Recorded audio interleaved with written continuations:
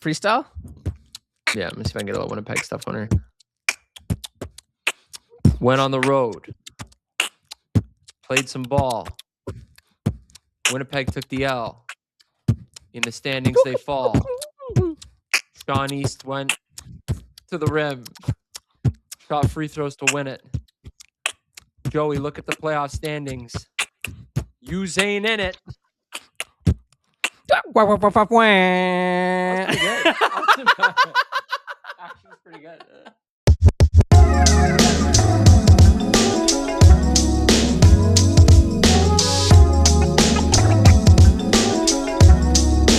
Welcome to episode 12 of the Target Score Brampton Pod. I'm your host, Matt Panomi. He is DMZ Balsera. D, give me 1 sec. Let me just...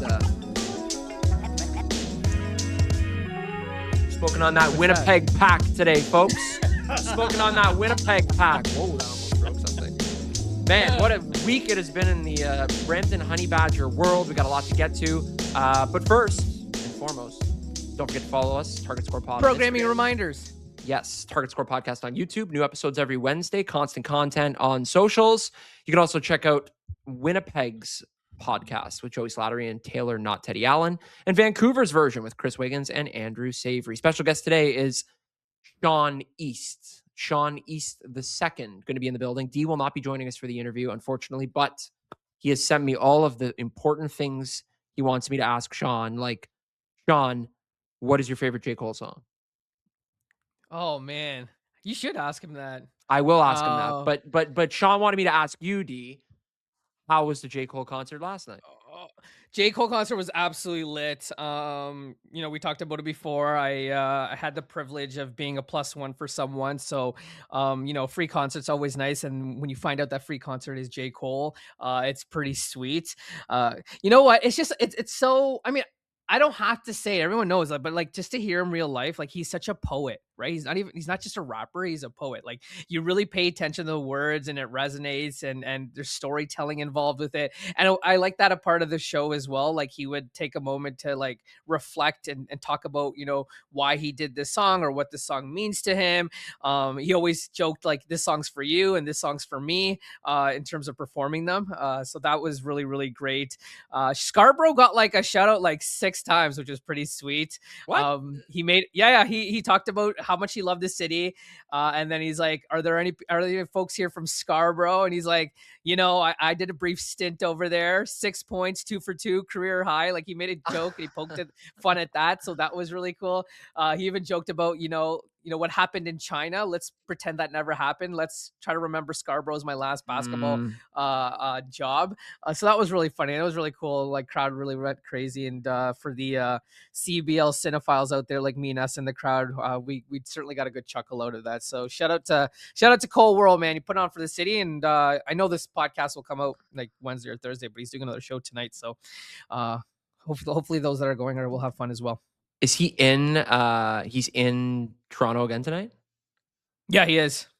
I just love how you pull up the CEBL website and Jermaine Cole, Nation, United States, 5 games played. Like, this is hilarious. The fact that this guy's on this is like absolute comedy that we can look that up. And meanwhile, this guy's selling out Scotiabank Arena. Absolute. Yeah, it's insane. Cinema. That is amazing. Glad you had a good time. Seemed like absolute a great show. A lot of people there, a lot of cool Instagram stories. Live vicariously through you and S once again. We also were living vicariously through the Brampton Honey Badgers on this road trip that they went on, this mini road trip.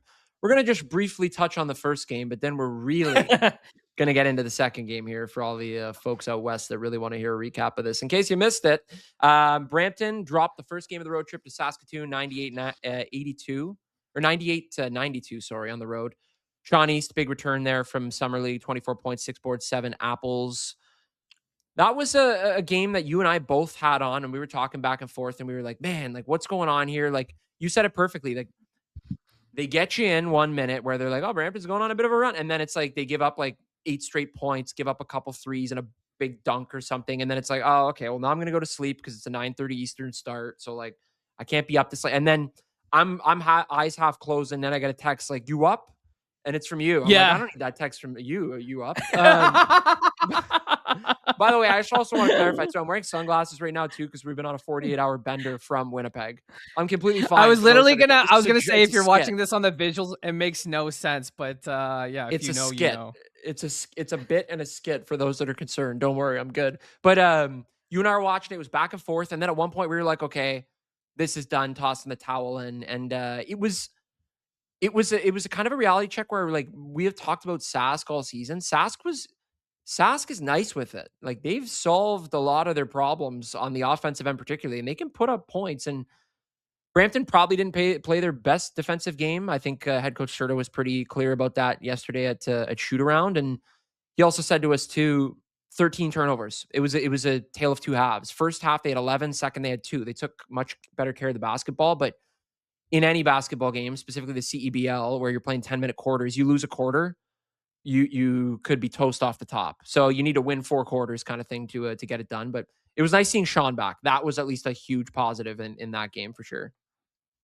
Yeah, like I'm literally trying to pull up our conversation from that game against Sask, and I just can't for the life of me. But it was literally the way you described it. It was just back and forth. Like, we're so back.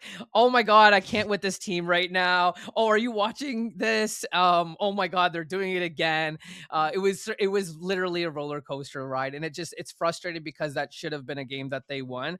But you know, you can't take things for granted in the sense that Sean comes back, right? There's some new pieces on this team. You know, we haven't mentioned it, but Cam Tyson is still looking to, you know, we haven't seen the old version of Cam Tyson, right? The guy that's a knockdown shooter. So I don't know if that's injury. I don't know if, you know, he's, you know, getting used to a role coming off the bench now. And it looks like, you know, for the foreseeable future, he probably is going to be the guy, you know, that has to be compromised a little bit when it's all said and done. But yeah, it's tough. This is comedy, dude. I found some of it. I'm Oh, like, are you're gonna you? watch. I saw you smirk. I saw you smirking the whole time. I'm like, what is it? What did I just say that's making this guy laugh? I think we were watching Joey's game because Joey was doing a national game that night. I think it was Winnipeg and Vancouver Was that the on the same nat. day?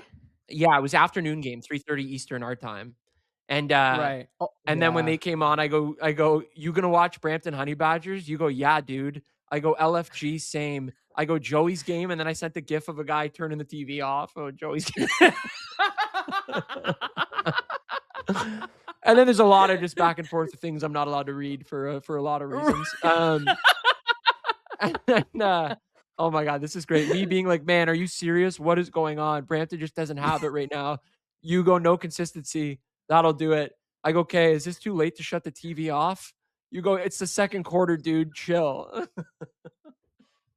Man, this is like a breakdown and it's like therapy for God's sakes. Yo, we literally, we could do a podcast just on our text messages, and I'm sure people would have a Oh, good hoot over it. man, there are things that should never be released. Those are probably Well, it's like, high up on the but like, list. it's funny because I'm sure you will acknowledge this as well. Like when we're talking, it's our dynamic is so great because you're the most pessimistic and I'm the most optimistic. Like I'm a half glass full, you're a half glass empty, and so our conversations totally reflect that. Where it's just like, yeah, like 2 minutes into the second quarter, you're like, yeah, we're done. I'm turning this off. I'm like, dude, we still have like 2.5 quarters. I'm crying right now. Like 2.5 quarters left to play here and target time. So yeah, no, it's CEBL funny. target time hates me because I'm the perfect person that's like 4 point game. This is over. I'm shutting it off. Yeah. Yeah, that one was over though. That game was a bit of a rough one. I went to bed early and then caught the box score, and after I was like, okay. But you know what? You know what they say? Rough one. You try to recover. The only way in is what is it? No. What's the line? The only I'm way gonna let out you is back workshop in. this. The only way Okay. out is back in, right into Winnipeg. And that's when, man, where's that lighter? This is the one that just like shook the league, in my opinion, shook the league. Brampton goes on the road, Winnipeg, 88-86 final, national television game. I think everyone and their brother probably had Winnipeg winning this game. One of the top teams in the West. I think they might have been in second at that point after losing to Vancouver the other day in like a shocking Mhm. game as well. Winnipeg was leading that game and then blew it. Winnipeg led by 9 points against Brampton the other day. They've had 100 plus points in 9 games this season, and Brampton held them to 86, which I thought off the top was like just looking at the box score wide lens, I'm like, that's pretty damn impressive. That might have been the best defensive game we've seen Brampton play so far this year. And I think I said this in our text messages that Let game me as pull him up. well. Like Brampton, no, Brampton somehow always gets teams to play their game. Like they just play this muck it up style, and every game that they play in is ugly. Like they really make the other team earn it, and even for themselves, they make it hard for themselves to earn it as well. And this is exactly I'm sure what Serta would tell you is the game plan. Like let's set the tempo, let's set what the parameters of this game will be, and have guys beat us on our level, right? And so this was a perfect indication of that. Obviously Brampton benefited from the fact that Teddy had foul trouble. Like, what do you have? Like 18 points at the half, 22 points at the half. And we're like, oh, great. We're going to get another 40 bomb from Teddy. And this is also the Yeah. second consecutive game for Teddy where he took himself out in the second half of a game, right? So Brampton really benefited from that. The one thing that I really took away from this game is like, man, Xavier Moon is special. Being, so many years removed from the league, having a stint with the Clippers G League team, playing overseas, going through a terrible injury, like to the point that I think he like removed his social media and wasn't even present online. Like Mm. he obviously went to like a dark place, and for him to come back and like he literally put that Winnipeg Seabears team on his back and kept him in contention. It was like watching Jalen Brunson. I'm like, can this guy not miss at this point? Like he's hit every big shot. And to Shawnee's credit, he was able to respond, and that's what made it entertaining basketball for us folks at home. Yeah, so they had 57 points between the two of them, Teddy and Xavier Moon. And then Sean East, 38 points, which was a Brampton single game record. So a new record there. 38 points, 9 rebounds in 37 minutes. Head coach Serta said a couple things. I'm going to backtrack to your point a second ago. He said that this was the best executed game plan they've had all season in terms of putting it together and actually getting it done. John Ross also said that to me, separate convos, which I was like, okay, this is the message. Like something really must have worked. Obviously, it did. They said they were going to let Moon live with like the let Moon shoot kind of thing, and like the big guys inside allowed that. But what they also kind of said too was like you can't use the same game plan twice, right? Because everybody shifts and adjusts so quickly that it's hard to kind of do the same thing, like carbon copy of the performance you had the other day. But he also said, sort of said this was Sean East's best pro game he's ever seen.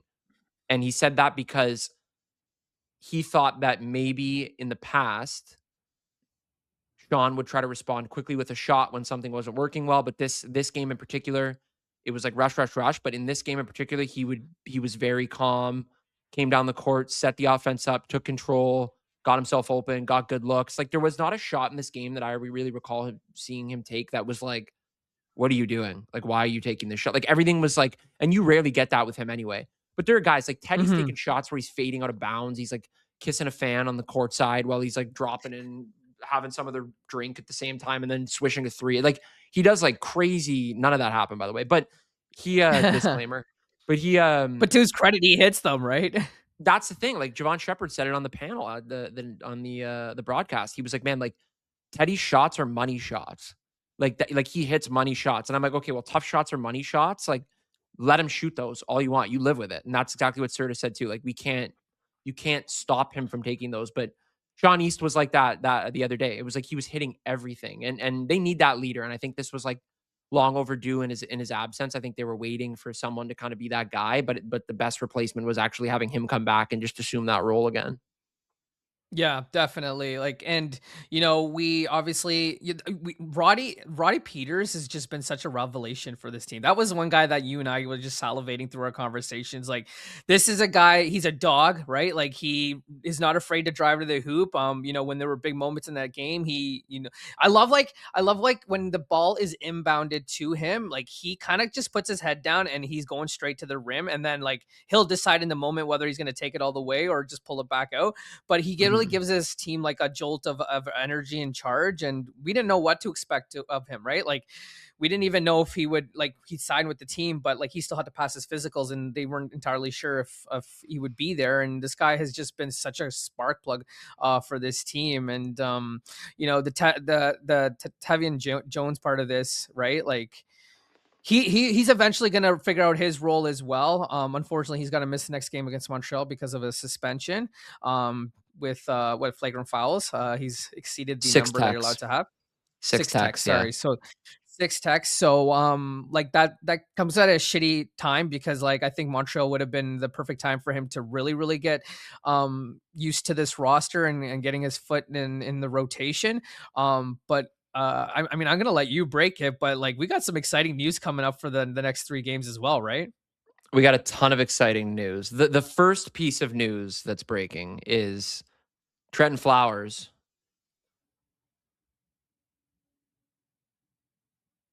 That was supposed to be the Undertaker. Back from the dead. Back from the dead. We saw him get injured in Dung. Niagara. I was like, yeah, I'm like waiting. I'm like, Joey, put some cool music over top of this.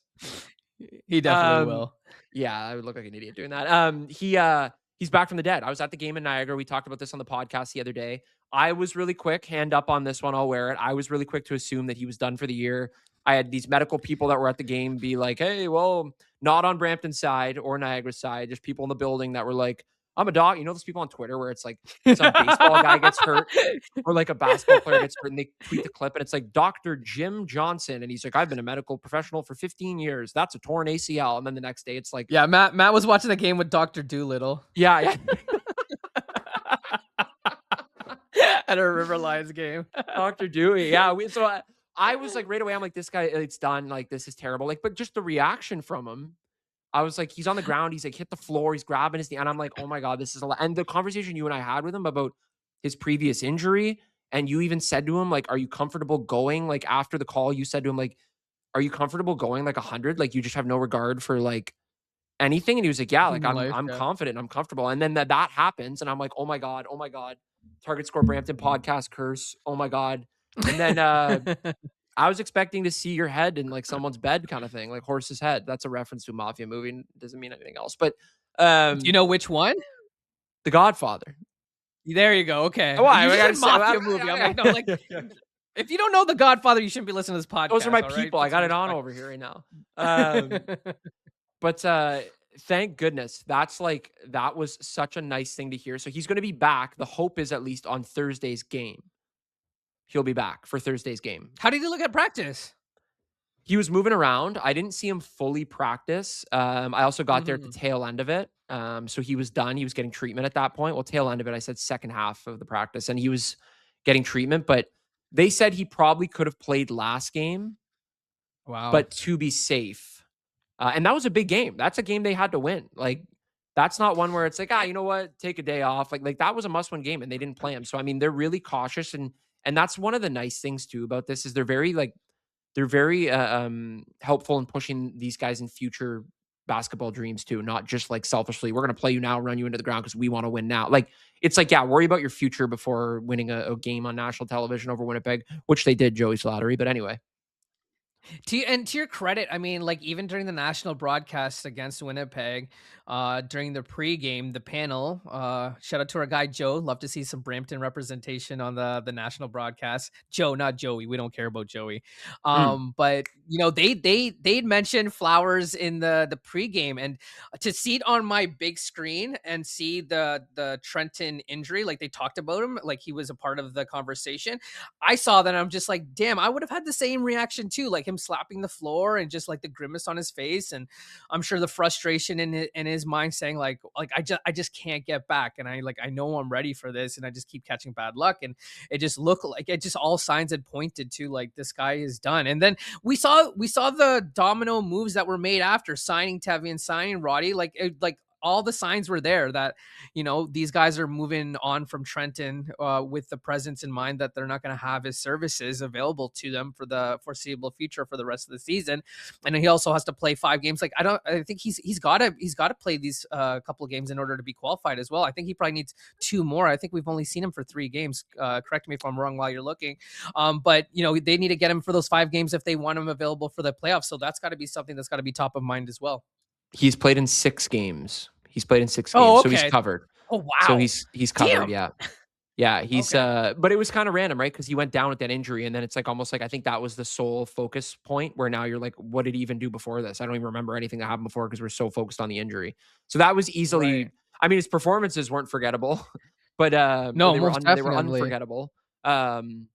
Forgettable? Is that a word? Yes, it is. Yeah, okay, I was gonna say, why does that Unforgettable, sound weird? forgettable. But Yeah, I'm yeah. like, forgettable? Yeah, his performances were not forgettable. I'm like, patriotism?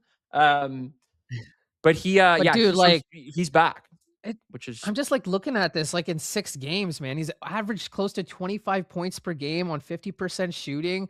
dude, he's a Like, sicko. he gets to the line which is all you'd want for, and for this team, they need a guy like him who shoots 97% from the, free throw, from the charity stripe, because we know their bigs aren't knocking it down right now, and that's something that's been a topic of concern on top of my head. But he also rebounding the basketball, like, this guy, like, I am just absolutely like skittish just thinking of him and Sean in the backcourt on Thursday if they play together. If not against Scarborough, like they're really gonna give Scarborough a punch in their mouth. And like the problem also with Scarborough is like we don't know what version we're gonna see with of them this coming weekend if they decide to rest guys because Mooncat and Barber and all those guys have just kind of been chilling and not on the report for the games and just being inactive. So Mhm. I mean, that's good news for us because every game counts now. But could Scarborough also be like, no, we need to eliminate this Brampton team because we don't want to see them because they definitely want to give them a fight, right? Well, that's the thing. When I did that game the other week, I had like Scarborough people coming up to me and like their game day staff or whatever, maybe being like, "Oh yeah, like," or I overhear them talking, and they're like, "Yeah, we're going for the 20-win record in the CEBL, Ah, which would be true. the most." Right. We've heard And that too. then And they I said that in the talked post to game interview with us too after the last game. Yeah, and then I talked to, like, Brampton guys, and they're like, "Well, we think we're gonna get, like, 1 good game from them, like, 1 roster that's loaded to get their playoff guys in who need the games, like, the minimum in order to qualify for playoffs, and then the second game, we think we might just get, like, whatever roster to, like, rest." Because the biggest nightmare in the world would be these guys going for some, like, 20-game record, and then, like, Miles Powell or one of their big dogs, like, runs into an issue, whether it's an injury or a technical or something, or, like, imagine Miles Powell gets 2 techs, and then it's I think 8 is the next number where he's suspended for 2 games or something. Um, Hmm. like, could you imagine that just happened out of, like, in a game that doesn't mean anything? Like, then it's like, "Oh my gosh, you miss him for the biggest game of the season in the playoff." Like, so I think they're onto something there, where I think now it's more just, like, clerical about, like, forget the record, let's just get the guys in we need to qualify for playoffs. I think something to watch is so they play Sunday. Their next game isn't Saturday until they play Brampton, so they get 5 days of full rest. I think they put all their guys out on Saturday. They try to win the game, and if they lose, then we see like not the full version of this roster on the following game on Monday. But if they win, then they try to go for the 20. Okay, that's Is that? Do you interesting. think that's That fair? makes sense. Yeah, that makes sense. Yeah, so it's like play day by day kinda thing. Like, if they have a shot at it, then they'll run Exactly. it. If not, then they'll Okay, yeah, that's 'Cause actually a good way of thinking of it. I really, really do think it means something to them, and I 100%. can't remember who was interviewed with S on that last game on Sunday. I think it I was know, I'm trying to Johnson, think of it right? too. Yeah, yes, it was Johnson that It said was it. Yeah. Johnson, right? And Johnson said, he's I mean, like, S had said something to the effect of, like, "What's left for this team? Like, what do you have to improve on?" Whatever, and he said, like, "We're trying to get to 20." I don't think you just Mhm. say that without that being some sort of internal dialogue amongst the team, and I imagine Vernon wants that record as well. Yeah, the thing too that, like, kind of like I kinda laugh about too is we talk about this team, the reputation they have in the league, like, they're very out there, they're kind of in your face, and they can do that because they're the best team in the league. But, like, again, them saying that is not like again, they wouldn't say that and not do it kinda thing. So that Mhm. even leads me more to be like, if these guys come out and they're like, "Yeah, we're gonna beat you by 40," they're gonna come out and beat you by 40. Like, they're not hiding what Yeah. they're trying to do. Um, Game day roster is a different story, but they're not hiding what they're trying to do. That was a joke when sometimes you don't get the roster until yeah, I'll just show myself the door. Anyway, No, knock but yeah. Here, I'm gonna get some water, you take it from here. But, I'm not getting inside basketball on this podcast and I'm not throwing anyone saying under the anything. bus, I'm not okay? saying anything else. Anyway, enough of Scarborough, but that Winnipeg game, crazy. Sean East obviously again played well, but the one thing that go ahead. Well, I was gonna no, finish your thought, and I'll say what I'm I'm gonna getting say. into an officiating Okay, convo so here as well. I was gonna set you up because I had the privilege of covering that incredible comeback by Niagara on Sunday, and shout out to Khalil Ahmad. He mentioned that he just proposed to his now Oh, fiance, and she said yes. So congratulations. Khalil's got a soft spot in my heart. I've covered that team several times, and I think I was there for both championships. So actually, that's a lie. So I didn't, not last year, the year before. So his first championship, to see the grind and the leader that he's become, and obviously he's become a face of the league as well. But there were some calls in that game that you make you scratch your head, and that's where I kind of felt bad for the Blackjacks. We saw some weird calls in this Winnipeg Brampton game as well. So I am setting up the platform for you to go off on your soapbox, because I know you got something to say. okay. There's a lot going on here. Number one, Niagara game was crazy, and I will say on that front, Khalil Ahmad is probably one of the best. Well, I mean, he is for sure one of the best players in the league at drawing fouls. In that game the other day, he had 10 free throws, 10 for 10. So I mean, that's not a crazy amount. Like 10 free throws is not like you're drawing. How many fouls did he draw here? Let's see. He drew 7 fouls, which is actually quite a lot. I mean, Matthew Cleveland drew 7 fouls for Ottawa as well. But So just no, but just to put that in perspective, when you look at free throws attempted per game, the league leader is Mitch Creek with 9.5. But I mean, he's only played so many games. So you go to the next guy, Miles Powell. He gets the line 8 times again. So 10 times in a game it's is a actually a lot. lot. Yeah, maybe I didn't even Yeah. really think about that too much. But anyway, yeah, that's a good stat pickup by you. So I guess tops in the league, at least. Well, I mean, 10 would be tops in the league if that was his average. But he it seems like he gets there a ton. He is smart with it though. I mean, he is a high IQ basketball player. We've talked about that too. Like he's not. There are a lot of guys that can just come out and shoot shots and not think, and they don't know the tempo of the game and the timing and when they should be making these plays. This guy is calculated every single possession. Like he knows where he's going, who he's trying to find, when he can drive. And there's a reason too that he's iced a million games at the free throw line. Like there's a Hmm. reason why he does that. I had no problem with that. I mean, I had people say to me like, and my buddies that watched, and they were like, "Man, this guy's the SGA of the CEBL." I'm like, isn't that a pretty damn good comparison? Like I would take Finals MVP, a champion, and that's basically what Khalil Ahmad is: two-time Finals MVP, two-time champion, and now he's got a third ring. This time, a different one in Niagara. Wedding joke, but Yes. Good the job. That was good. Winnipeg the Winnipeg wasn't bad. It was all right. It was my smoothest stuff. The Winnipeg game to me was absurd. That was insane. Like there were calls in that game, and I'm so happy I'm not a coach because I would be getting like a $2 million fine after that game. Like Mike Rainbow came out after the game and said a 5-minute clip of him talking post game, and the last like 30 seconds, it's like they're done, and he goes, "Is anybody going to ask me about the ending of the game?" And then like some guy goes, "Yeah, Mike, what happened at the end of the game?" And then he like went off for like 20 seconds about how the official, who I'm not going to mention his name, you can find the clip back yourself, but he talks about how like he controls a game. He's done this to us before. Like the Teddy Hmm. technical, there are a couple calls that stood out to me. The Teddy technical, anything Teddy says most of the time is going to warrant a technical just because he's competitive. He says a lot of crazy things, I'd imagine, from what we can hear courtside, but that's just his game. Like it's like the Hmm. Draymond Green kind of vibe, except Teddy can score, in the sense that Right. like he's in your face, he's competitive, heat of the moment. But that's what you get. Like that's what you subscribe to when you get Teddy, and people love that. I Hmm. loved watching that, man. I love watching him get in people's faces, chirping people, like within reason, obviously respectfully. As crazy as that, it's probably an oxymoron, but respectfully chirping someone.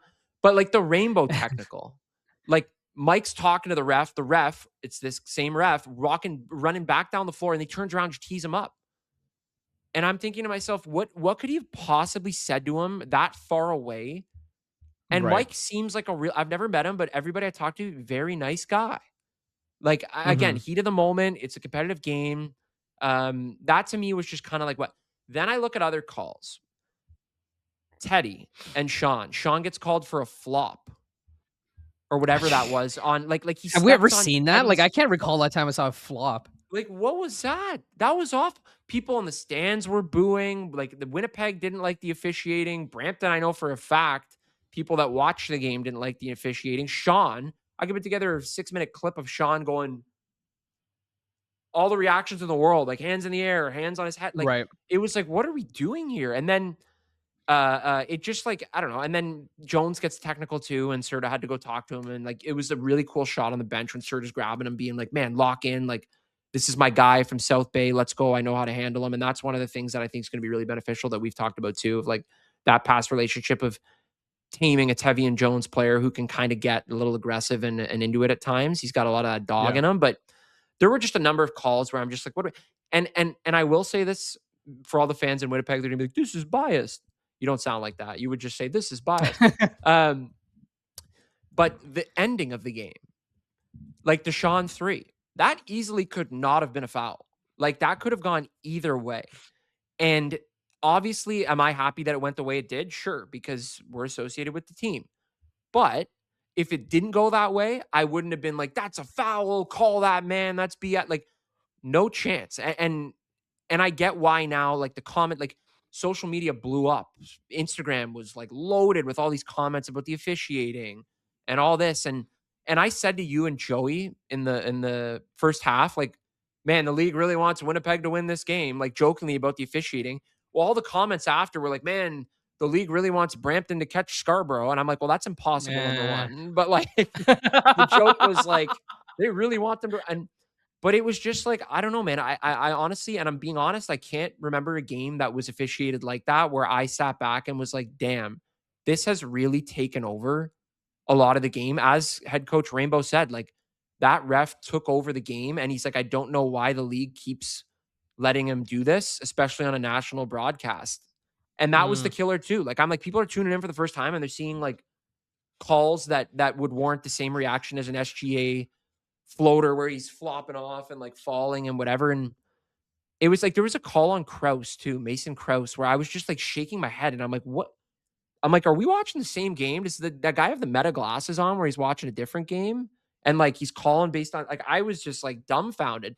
And that's when it starts to suck because again, as much as we like Brampton and as much as we cheer for them, I want to see a good game. Like I would rather mhm. lose in fair manner than win and have everyone and their brother being like, "Well, that wasn't a foul. Like it wasn't a good call. Like you guys won because." I hate that. It's like the COVID championships when everybody's like, "Well, like you only won during COVID, like shortened season, whatever." It's the same thing. I'd rather win a full season World Series than be the Dodgers and win that shortened World Series, even though they were probably the best team in baseball aside. Um, but that was the thing that kind of bothered me where I'm like, man, national televised game, big stage, and we got the first thing that the big story of this game is the officiating. And that hasn't been a problem in this league either. Like there has not been bad officiating in this league. Like you and I would be the first people to tell you that too. Like we have never seen a game where it's been like, man, these guys blew it. The refs cost them the game. Like except for maybe Calgary and Vancouver when I was gonna say, don't it tell depends Mitch who you Drake ask. that. Yeah, it depends who you ask. But that kind of thing where it's like you never lose because of that kind of stuff. And this was the first game where I kind of felt like, you know what, Winnipeg? I mean, this deserved to be a better finish all around from start to end, I think. Two hard fought or two teams that like fight hard as hell. And then it's just whistles ruining it here and there. And that was the thing that sucked, man. Like I don't know. I didn't It's like that funny part of it. it's funny because that target score, and I may be wrong about this, but I don't think I recall a free throw in that target time except for Shawnee's, putting the final nail in the coffin, knocking down those. It was 3 free throws to end the game, right? Am I Yeah. crazy? No, that was Fouled the on the night. Oh, three. it was 3. Fouled So on him three and by Teddy. Khalil.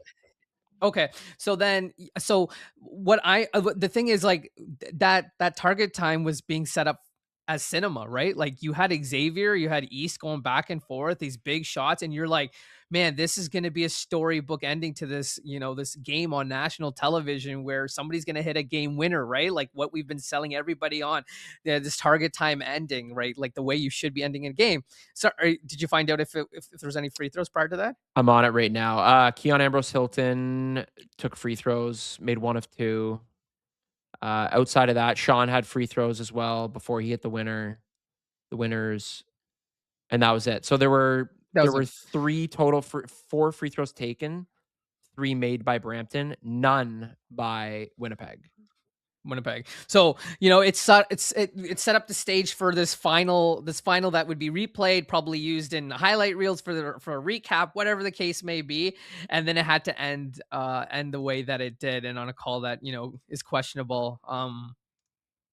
By any basketball standards, right? So really crappy that it ended that way. I really hope selfishly that when you talk to Sean East, you're obviously going to talk about that game. You're going to talk about, his mindset and, him getting his career best for Brampton and whatnot, and what it took to get there, and him putting the team on his back. Like, I really hope that you ask him in that moment, like, did he see Teddy Allen, and did his eyes light up, and did he know that he was trying to bait him? So yeah, that's the Mhm. one question selfishly I hope you ask him. Yeah, I'll ask him that for sure. The ending to that game was also weird too. Target time was like, I think Brampton had the lead going into target time. Let me check this quick to make sure. And then, yeah, so Brampton was up 79-77. And then they kind of like flew out to this big lead where they were up 85-79. And then they blew it. Yeah, Like yeah. they Oh my choked god. away quick. Like they gave up what? What is that? I was Seven shocked. I straight shocked to points? have hair, dude. Because like, remember, it was hero ball after hero ball after hero ball. And I know you mentioned earlier that Sean, usually doesn't take a bad shot, or any shots that he takes, and you're like, oh, like, that's not a bad Yeah. shot. But there was a lot of moments in this game, like you could tell he really wanted the moment, and he really wanted to be the guy to end this game, and that's where it became really, really frustrating because, yeah, Winnipeg just kept taking advantage of that opportunity and kept chipping away at that lead. Yeah. So they had one, two, three, four, five. So they had five missed shots between when it was 85-79 to 86-86. They had five missed shots. And then that was when Sean hit the three free throws to. So like Winnipeg also had chances to win this too. Definitely. Like they had a couple of, they had a Definitely. turnover and a missed three from Teddy that they could have used as an opportunity to score too. But for a minute there, like I And like texted a couple people when they were up 6 and I was like, or 7, and I'm like, this is over, or whatever it was. And like I'm like, this is curtains, like what a win, whatever. And then I'm wait, like, yo, bro, we started popping bottles. Like, you and I were like, oh, do we need to hop on this live after with Joey? Like, do we need to do this? Do we need to do that?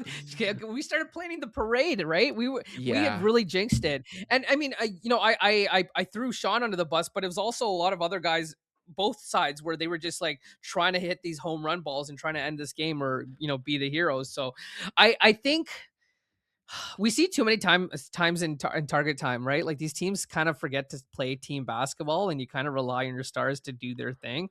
Um, and it gets really frustrating and really tough as a fan sometimes.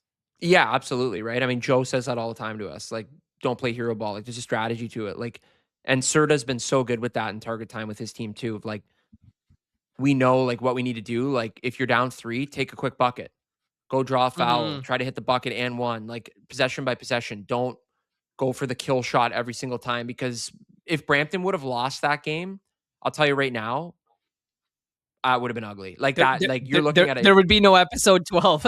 No, oh my God. Yeah, we would shut this whole thing down. They went to the steakhouse after to celebrate in Winnipeg. There would have been no dinner. Oh No my one's god, eating dinner that that night. photo, like, we that photo warmed our hearts, though, eh? Like, when It we was saw that nice. pop up in the time, I was like, that's our team. And and wait, I just slapped the mic here. I'm getting too excited. Serta said to me they went to, I think it was High's Steakhouse. I don't know if I'm pronouncing that right. And Okay. then Earl's after. Of course they went to Earl's I'm like, after. so you guys did, there was an AP after, and it was at Earl's, man. Um, I wonder if Serta goes to every town and scopes out where an Earl's is. I hope. I actually hope so, man. A man of class and dignity. Oh, that's the kind of crew that you got at Earl's. I love that, man. That made me so happy. I was like, oh yeah, nice steak dinner. He's like, Earl's. I'm like, you're kidding. Um, that was good. Yeah. But anyway, a lot to unpack in that Winnipeg game. I want to say thanks to the Winnipeg folks for coming out. Really appreciate it. Uh, um, Joey in specific. I know I was getting roasted, but just want to say, man, hey, you know what? When you got it, you can flaunt it, right? Hey, So, and shout out to our guys at Vancouver, right? Like, we talked oh, about this. Winnipeg can't beat our guys, whether it's the yeah. Vancouver target time or Brampton target time. There seems to be it seems to be their kryptonite. Yeah. Oh my gosh. Joey So, took a so what beating we're this. saying So we're saying to the other cities, Niagara, Scarborough, Edmonton, Saskatoon, you need to join the Target Time network if you want your team to be successful against the Podfather. That's the pod. That's the only way to beat it. Put out a 40-minute episode and you're in good shape. But, like you mentioned earlier, you get Scarborough twice. You get Montreal at home on Thursday, and then home and home with the Shooting Stars starting in Brampton on Saturday, then the last game of the season on Monday. And Serta said, we want the best Scarborough team. We just talked about it a second ago of potential roster we might see from Tyrell Vernon and his squad. They're always sneaky. They always have a game plan. But Serta said they want to play the best team that Scarborough has, and they want to have their best players on the floor because that will help them prep. I mean, I know they had that preseason game where do you remember the preseason game we went to where Brampton beat them by like Yep. 50? And I was like, I mean, I had people texting me being like, there's teams. I'm like, okay, well, let's relax here. Scarborough has like 2 guys in the lineup right now. Um, so I don't know. I keep thinking back to that. And then I'm like, we got a totally different Scarborough team as the season went on. And now it's like, do we see that same team? Like they're tricky. They're sneaky, sneaky, sneaky. Like they always know what to do. And again, I would love to be able to predict. Like I think your prediction is the best so far. If they win, they win the first, they go for 20. But I just like I could see them rolling out the Harlem Globetrotters for like a game randomly, signing all these guys and just playing like nobodies because they don't care or something. Like no one's even at the game. Like they're all at someone's penthouse hanging out. And meanwhile, the Globetrotters are playing at the Pan Am Center. Well, don't say that because you don't want to make Scarborough nervous about ticket sales on Monday because it's already the Monday of a long weekend. And if you're Hmm. selling this game as the Harlem Globetrotters versus the Washington Generals or whatever the crappy team is called, Yeah. that's probably not good for the league. So I don't know if we want to be promoting that. But this weekend, Matt, like we've already talked about how big these games are, right? Where's the standings here? But between teams, between Brampton and Montreal, only a game and a half separates the 4 teams. Obviously Ottawa lost some pivotal games. It's so funny because in my intro I was talking about how July has been so ugly for the East. I think there've been, overall records kind of been Yeah. under 500, and somehow Niagara's the best team, 5-3 in the month of July. And I mean, maybe that's the recipe for success for Coach McKenzie, just trying to get the gears oiled up and moving at the same clip at this time of year to make a good playoff push. But really, really, really critical games. That Thursday game for Brampton will be really, really big, really big. I can't emphasize enough how important it is for them to at least win that game before they do the home and home with Scarborough on the weekend with Saturday and Monday. But like Friday, you have Winnipeg and Ottawa, 2 teams that need to win, right? And then Friday, you've got Niagara and Calgary as well. Both teams, actually, no, well, I mean, Calgary's kind of rolled over at this point. I was meant to say the Mamba and the Stingers. That'll be a big game for playoff positioning and where they end up. Then Saturday, Scarborough, Brampton. Sunday, Winnipeg, Vancouver, and then Sunday followed by Ottawa and the Stingers again. So, it'll be interesting. When you and I have this conversation on Tuesday, the playoff picture will be set. But a lot could change between now and then. Yeah, maybe we may end up going to that Shooting Stars game on Monday against Brampton as well. That's up in the air based on weekend plans. But I will say this: Scarborough's 18-4 as of Tuesday, July 28th. 4 losses, 1 at home, 3 on the road. I was there for the only home loss. I did that game. Oh yeah, true. This will be my next game if I go in attendance. That's all I'll say. Which could be good news for Brampton and those behind them.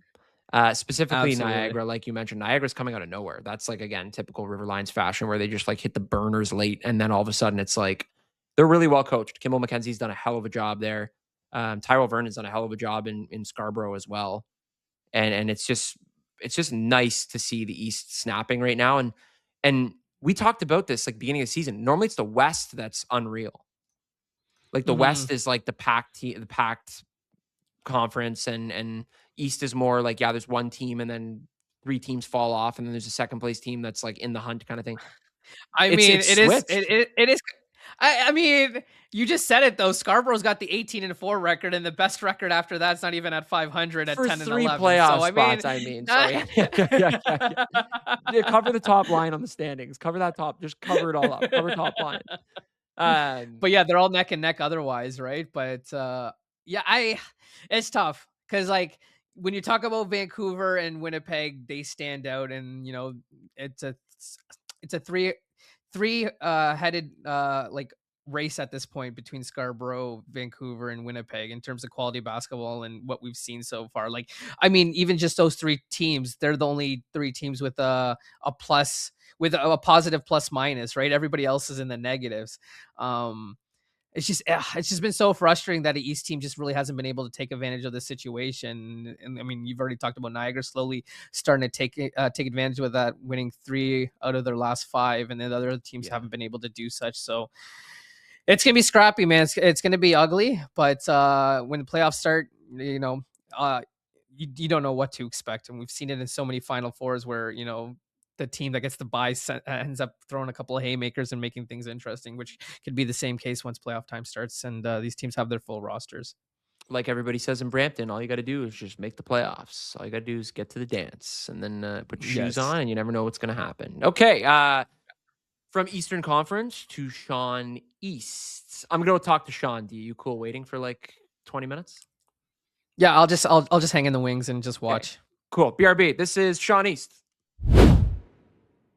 Joined now by the one, the only Sean East. Sean, first and foremost, welcome back from NBA Summer League. How was your experience, and how you feeling being back with the squad?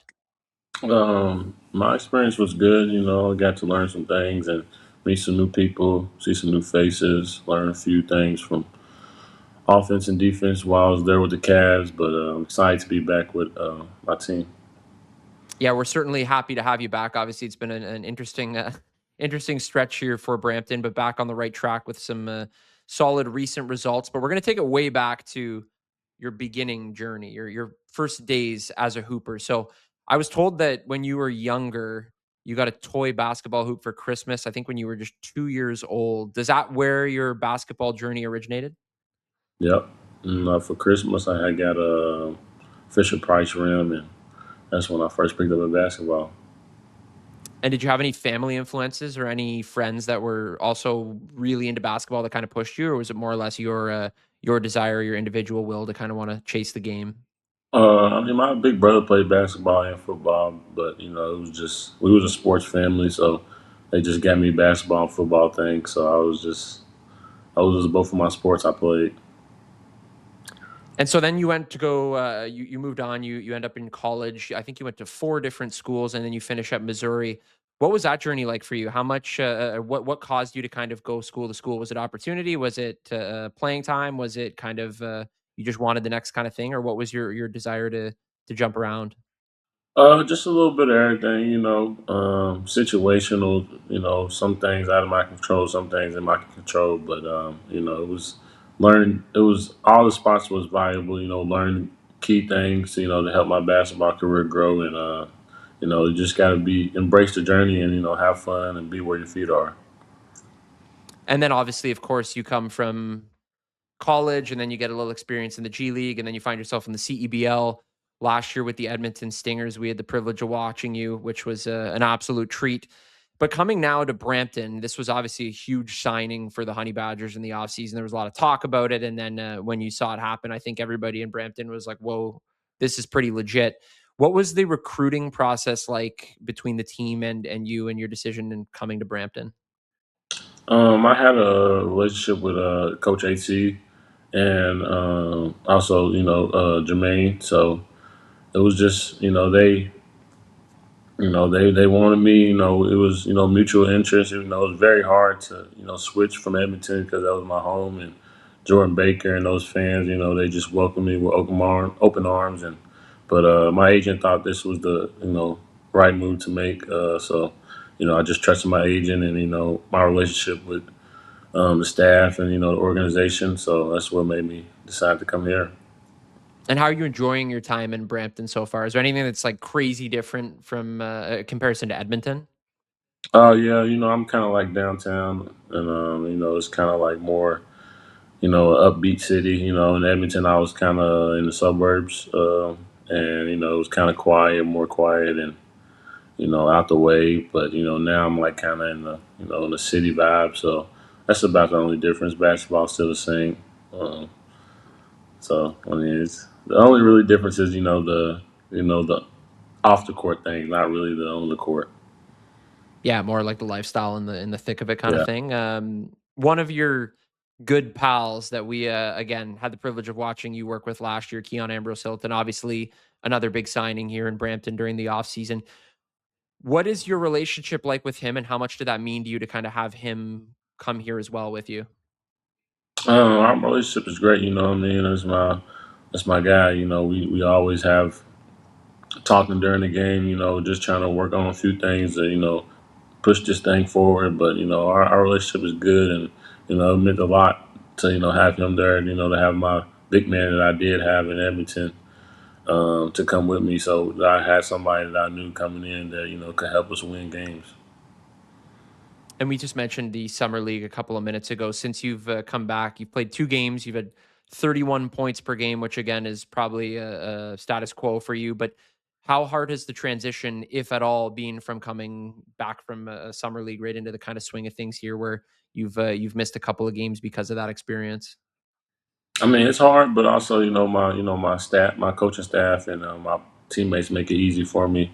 Put me in the right spots, welcome me back in, and trying to get things right back to how they was before I had left. So, you know, I just give credit to my coaches and my players for just helping me out and showing me things that we've been doing while I was gone. And, me picking up on them and just trying to execute those things. Do you ever? I know obviously you're a pressure guy. Like you obviously love the moment, and a guy that's a target score time closer in this league last year and this year as well. But going to an NBA summer league, you obviously have a small window to kind of prove your worth and get runs with the top tier in basketball. Do you ever feel any pressure in those situations to kind of perform to your highest ability, or is it kind of you trust your own game? I just trust in my work. I've been working my whole life, so it's just I know what I can do. Just waiting on the opportunity to present itself, and also playing the right way, and trying to execute whatever the scouting report is or what the coach wants. So it really isn't like no pressure at all, but just trusting your work and following the game plan, and getting lost in the details of the game is what I try to rely on when my number is called. And how much of the team back in Brampton did you follow when you were at summer league? Were you following it really closely, or were you kind of Yeah. focusing on the Cavs? No, I was Yeah, following following it it real closely. closely, watching the games. You know what I'm saying, seeing where I was like, I wish I was there for that, and but it's all right. You know what I mean. We grew as a team, the ups and downs of the season. You know what I'm saying. I feel like we're in a good spot. We just gotta take it one game at a time. Don't focus on the playoffs or the seeding. Just focus on one game at a time, one possession at a time, and just try to win as many games as possible. And obviously, again, you not being here the last little bit there, the team scuffled. But again, back on the right track with a big win over Winnipeg the other day, which we'll get into in a second here. But how much of a leadership role do you assume with this team? How often do you find yourself kind of being maybe a vocal leader or maybe a lead by action kind of guy on this team, especially in an instance like that where you kind of need the team to get back in the W column? It's a lot. You know what I mean. I find myself doing it, 24/7. I mean, we're just trying to get things back rolling. And sometimes it's just having somebody that can just put you in the right spot, or talk to the guys the right way. Just or even having just a little bit of confidence back. From me just being there. So it's. I mean, I know the role that I have to do, so I just try to execute that and be that for my teammates and my coaching staff. And is this safe to say? I mean, we talk to people across the CEBL and they kind of marvel at the roster construction, but is this safe to say in your basketball career, this is probably one of the most deep teams in terms of guard play? That I play for. Yeah. Yeah, maybe. I mean, I've been on some pretty solid teams, so I mean, I don't really want to compare it, but I like our guards that we got right now. Me, Trent Flowers, and Roddy. Like, I think it's a good backcourt to have, and I'm excited for it all. Come together once Trent comes back, and let's all gel together and get this thing rolling. What about Trenton? Are you excited to play or to kind of try with him, experiment in terms of like your offensive styles of play? Just just excited to see it all mesh together. You know what I mean? I feel like we got a complete roster now. From the front court to the back court. Great coaching staff. The ups and downs have been. We weathered them, so now it's time to put that behind us and let's get this thing rolling. So we mentioned the Winnipeg game a moment ago. You had 38 points in that, which is absurd. That was a CEBL career high for you and a New Brampton Honey Badger single game record. You have history in both Edmonton and Brampton now. You're in the books forever. Do you ever kind of sit back and appreciate that, or is it kind of just like that's part of the game, move on and look forward to the next thing? I mean, really like sometimes, and I don't know, depending on kind of people's kind of lifestyle or life or what's going on. But for me, it's kind of hard to enjoy moments because you're always going from one thing to the next. I had just going back, just this past month or a little bit before. I went to the Denver Nuggets camp, then back to the CEBL, then right to training camp for summer league, and then right back to my first game in Saskatoon. So it's like when you try to think back, you can, and if you do, you might not be where your feet are. So you just gotta know that whatever moment is that you're in, you gotta be there and enjoy it. But another moment's coming soon, so you can't kind of when the season's over, that's kind of when you kind of enjoy it. But I mean, you can get the joy in for maybe a night, but now it's on to the next thing because just like right now, we can't be happy with the Winnipeg win. We got Montreal coming in here, and I know they play tonight, so it's things are ramping up. So you just gotta be ready for the next moment. Can't really be satisfied with the last moment. And then you obviously had your third target score time winner of the season. Those were free throws the other night against Winnipeg. You were fouled on the 3-point there. I think it was Teddy who fouled you. I think it was Teddy. Yeah. When you're in a position like that and you're the closer and you know what your team needs, can you kind of take me through what your mentality is? Like, are you just reading the play? Are you kind of in that case? Obviously, you need 3 points, but are you going for that three, or are you just trying to look for the best offensive opportunity? Um, you know, Once they had came down and they needed two, I took it back to the park days. I'm not going back down on the other end. You know what I mean? They're gonna either have to foul me or I'm gonna game it. So I knew like that's what the game had presented. They had came back. We had kind of had a few lapses earlier to close the game out. So once they had hit that, I was like, yeah, I'm not going back on the other end. Somehow, I'm either going, I'm going to either miss this or I'm get fouled or I'm going to make it. So I knew I was going for a three. I was waiting for the opportunity, and that had presented itself, and I mean that was the game. And are you more of a guy that thrives off of fans booing you and kind of getting in your head? Obviously, again, 6,000 people in the Canada Life Center the other day. You're at the free throw line to ice the game, and you're probably hearing everything under the sun there in terms of people trying to zone you out. But how do you kind of approach that? Does that ever kind of crack in your head? Do you ever kind of feel the pressure too much, or is that kind of just a cool, calm, collected approach? Yeah, I mean, countless hours, at the free throw line. You know what I mean? We making 20 free throws in a row every day. So, I mean, when I got to the line, everything just went black.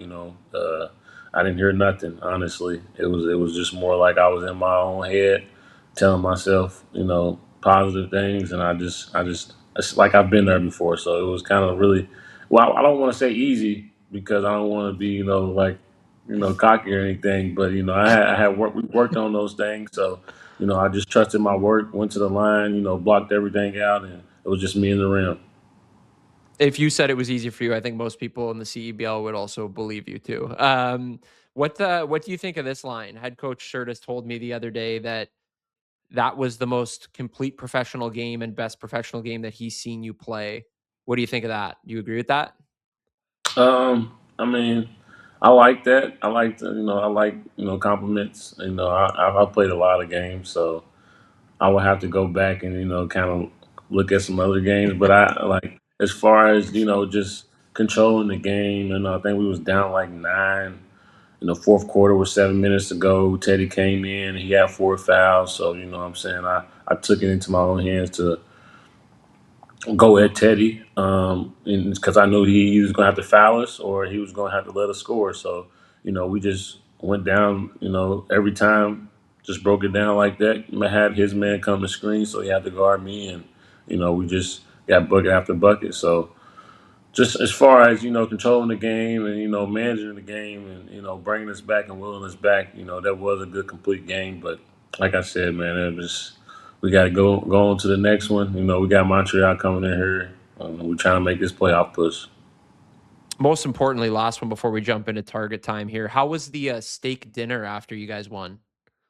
It was real good. Our owner and our head people up there up top, took us out, and what I mean, we had a good talk, and it was just having the team together. We haven't did that all year. Maybe like as the players, but from top to bottom, everybody being in there, not since the beginning of the season. So it was just a good talk. What I'm saying, we bonded, and now we got a good feel for everybody. It was just a good part, a good thing to do after a gritty win. What I mean, after we've been ups and downs, bumps and roads, and add new people leaving. So this is the team. So having that right there was, just we got our first win as the new team, and now we're moving forward on, to Montreal. So it was good. What I mean, everybody enjoyed themselves, and we're ready to try to make a push. All right, well, let's get ready to make our own push here in target time. We're going to throw some rapid fire questions at you. You ready? Mm-hmm. All right, let's do it. All right, it's time for target time, the slowest form of rapid fire ever. Sean, I got an easy one for you, I think, at least off the top. You're a Kentucky guy. Do you support the University of Kentucky or the University of Louisville? First of all, we don't. I'm not a Kentucky guy. I'm a Louisville guy. We don't claim Kentucky. When you're from Louisville, you just say Louisville because Louisville is just on. People think of Kentucky and think farm and what I mean. But Louisville's the complete opposite. You come to Louisville, you know what I mean. You might be walking on eggshells a little bit. You know what I mean. It's not like it. So, but I didn't do neither. I mean, I like both universities, but I didn't support neither. I don't care for it. Last time I supported Louisville was when Lamar Jackson was there. I loved watching him play football, but as far as any other, I don't really care about the universities. Are you a football? So you're a football guy then too, obviously?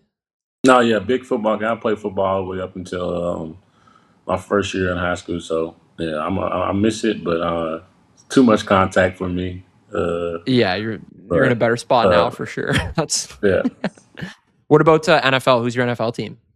I used to be a Saints guy until Drew Brees Yeah. retired. I grew up liking Reggie Bush, so that's how I became a Saints fan. And yeah, not once Reggie, but once Drew Brees retired, I stopped being a football fan. I mean, I still watch Yeah. football, but I don't have a team. Yeah. Or were you a running back when you played? Quarterback. Quarterback. Oh, okay. The big dog. All right. I should have assumed that. Sorry. I should You, have you, known you that. don't see Sorry. my passes, my full court Yeah. passes. Yeah.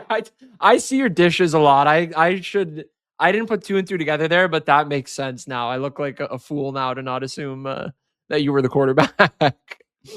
You've obviously played a ton of places, really cool experiences. What's the weirdest thing you've ever signed for a fan? I've signed a forehead before. I mean, I don't know.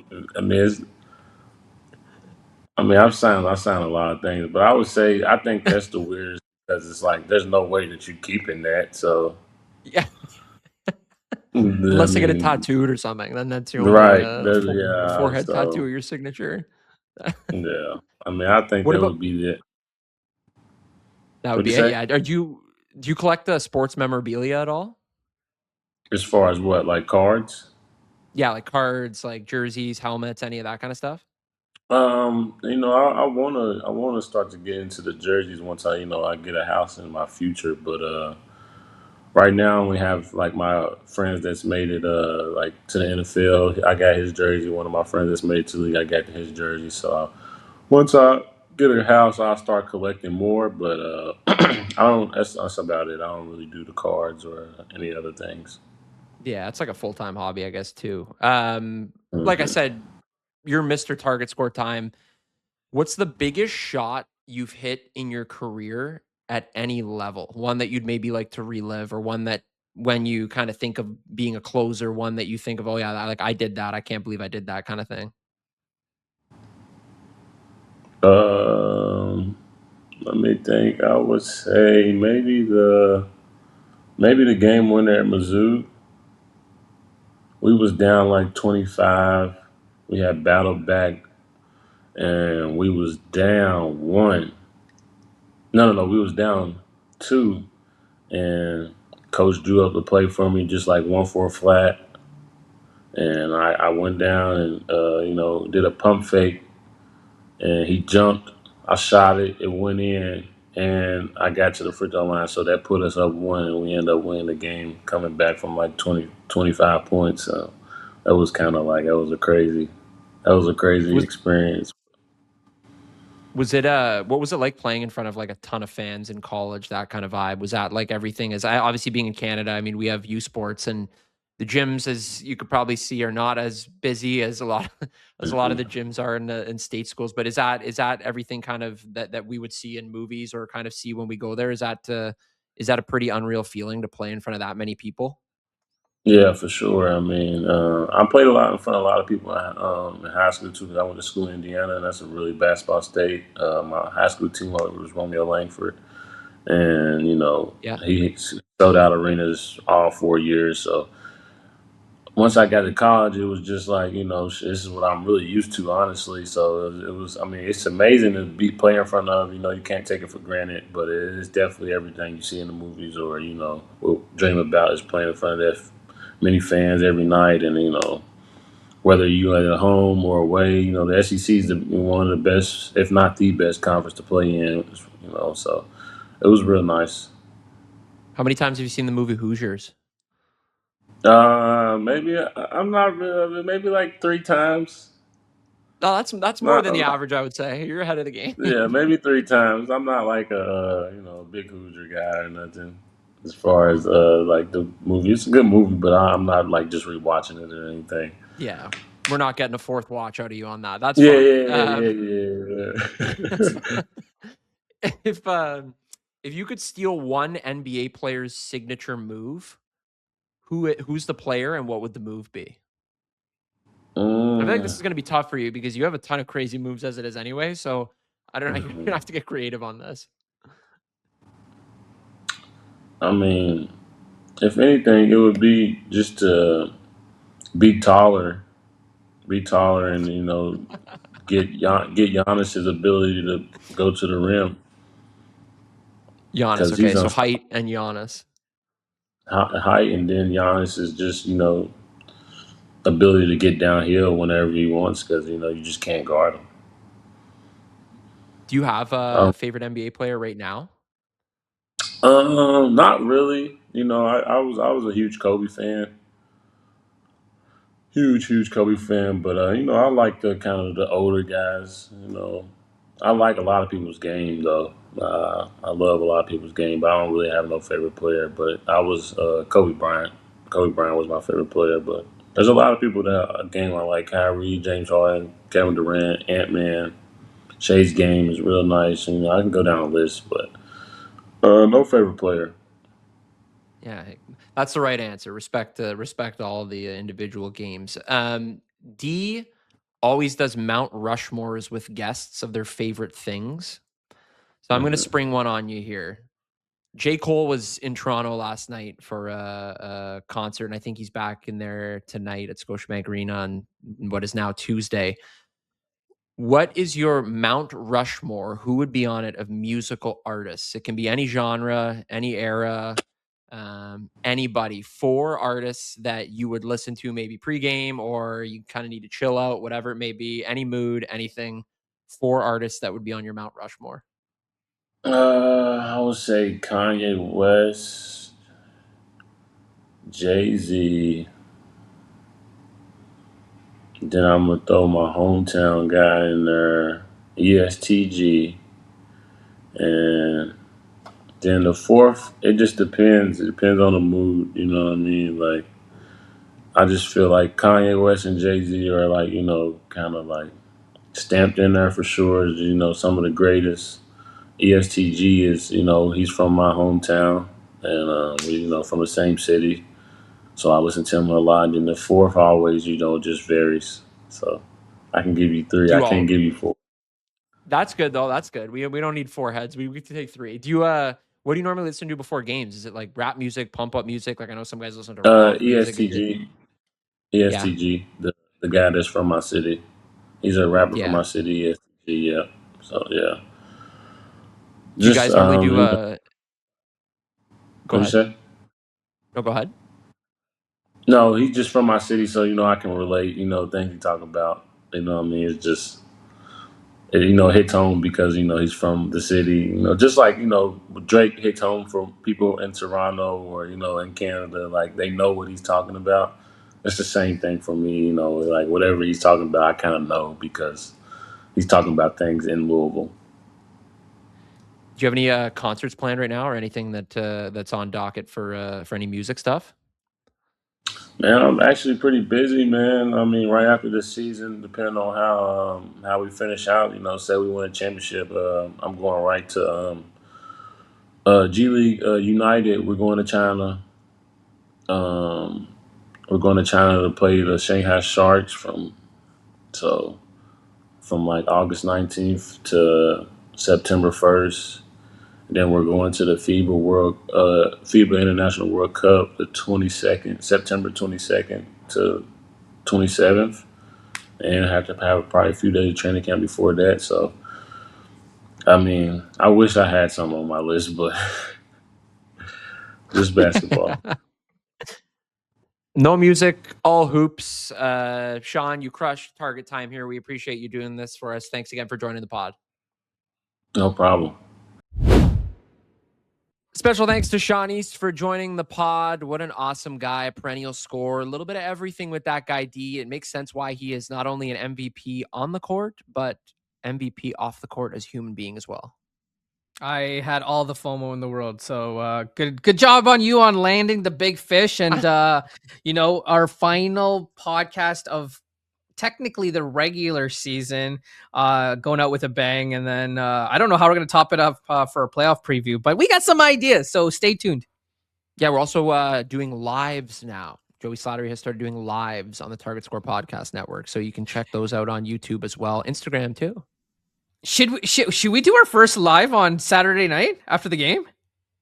I think we should. We got places to be. Okay. Yeah, the way you looked at me, you're like, D, I got plans after.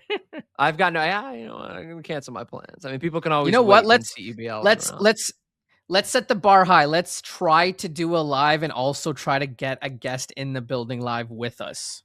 Would love that. Okay, yeah, bar high. Okay, we'll check back in on this. We've got receipts now, so we need to get that done. Yes. I like accountability.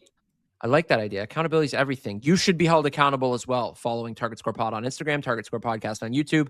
New episodes every Wednesday. Constant content on socials. Don't forget to catch Brampton in action on Thursday at home against Montreal.